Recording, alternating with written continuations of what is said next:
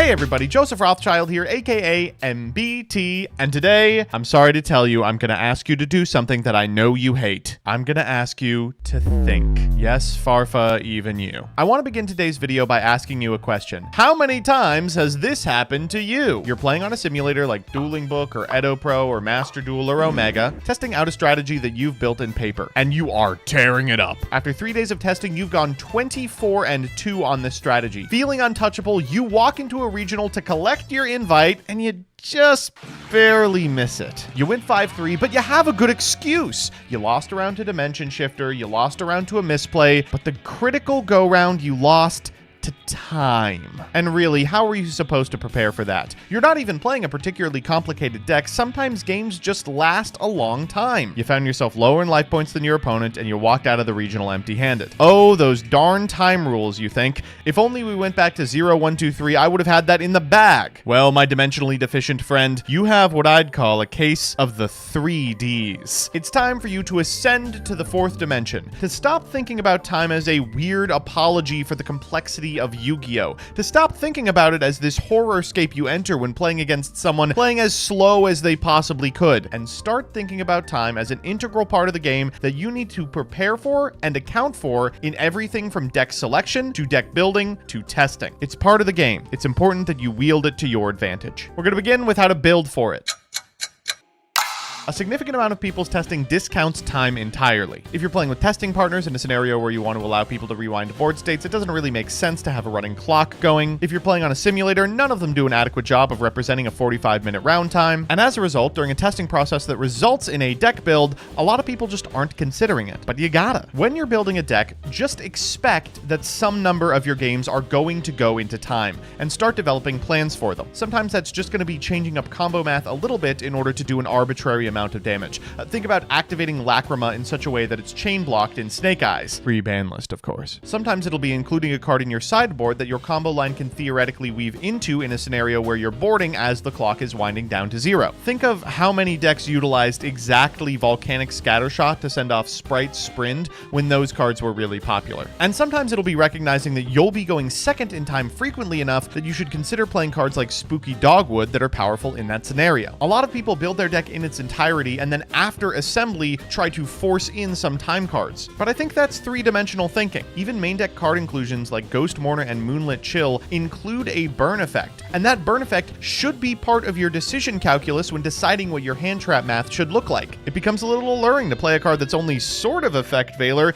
if also it often wins you the game if you're going into a time scenario. This extends far beyond individual tech choices as well. You should be considering this process when deciding what deck to play for an event, period. A deck like Labyrinth Fiendsmith, for instance, may be really well positioned for a particular metagame. You might be taking names on DB, but if you sit down with the assumption that you're going to be losing a majority of your games in time, and that you're probably going to be going to time every single round, no matter how fast you play, you are eventually going to have to rankle with the fact that this is a liability. And pretending like it isn't is uncompetitive. Speaking of competition, let's get to... Okay, here is my Konami-mandated disclaimer. I am not advocating for slow play. In no scenario should you take longer than a reasonable amount of time to make individual plays. You should not be sitting on a burn spell, watching the clock roll down, making arbitrary actions before you finally win the game. And I guarantee you, you're going to lose more games from opponents calling out your slow play than you would be from slow playing. Okay, now that that's out of the way, there are ways, not slow playing of course, that you can change your in-game play and decision-making in such a way that you will win a game in time that you otherwise would lose. And taking those W's is really important. When you sit down and get an understanding of what your opponent's playing, take a couple seconds to think to yourself which of you is favored in time. If you're familiar with the assignment function and Who's the Beatdown, I'm asking you to perform a similar calculus. Determine which of you wants to go into time and then play accordingly. For an example of what that means, let's say you're playing Snake Eye and your opponent's playing Labyrinth. We actually have a pretty good parallel of this from the first round of the Worlds stream from a couple of weeks ago. Gabriel Netz here is on Snake Eye while his opponent is on Labyrinth. So it's pretty clear that Gabriel Netz is favored in time. Snake Eyes wins a lot faster than Labyrinth does, and most importantly, has Lacrima in Worlds format. That means in pretty much any position where Gabriel is allowed to take a singular turn in Game 3, he's going to be able to burn his opponent out with anywhere from 1 to 5 or 6 minutes on the clock, playing at speed. And lucky for Gabriel Netz, he wins Game 1. Both of them shuffle up and go to Game 2, and his opponent, on Labyrinth, gets out to a really early lead in the second game of the match. It becomes clear quickly that this Labyrinth player has got this one in the bag. Netz's hand land is kind of crappy. He's got like oaks in there or something. And for all intents and purposes, the Labyrinth player has the entire thing locked up.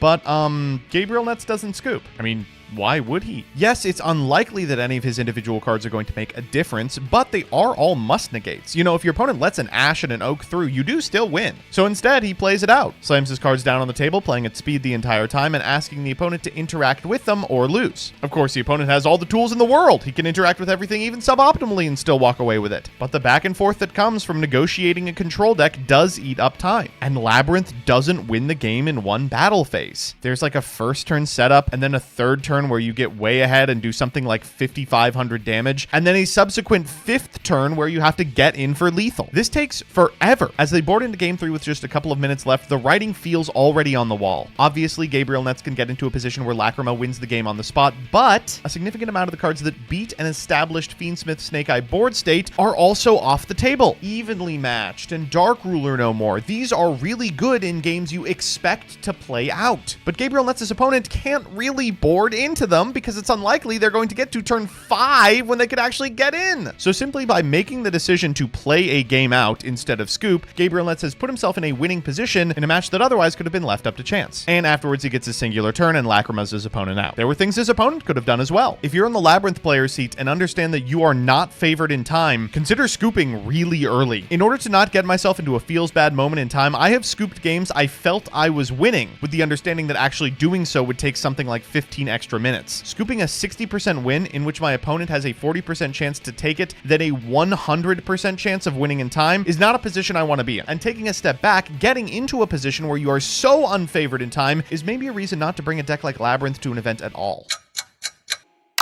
I want to stress, I'm not telling you to scum time wins. I'm telling you to think about time the same way you'd think about other macro elements of Yu-Gi-Oh! Side decking certain cards because you know what the people at your locals are likely to be playing. Planning backup combos about decks that don't interact with your primary game plan. Think Spell Trap Negation in a deck that only puts up Appaloosa. Well, no one puts up Appaloosa right now. Like them or not, the time rules are here to stay, and conceptualizing them as a permanent part of the game that can be planned around rather than a weird miasma you occasionally find yourself in is going to reap you incredible competitive rewards. You might be thinking to yourself, oh, well, I don't go into time often. I only ended up past 45 minutes twice at my most recent regional. But like the scenario from the introduction, a few games is all it takes. The difference between 2 matches you otherwise would have lost is the difference between topping and walking out without an invite. So don't get tricked by simulators that never account for time and ascend to the 4th dimension.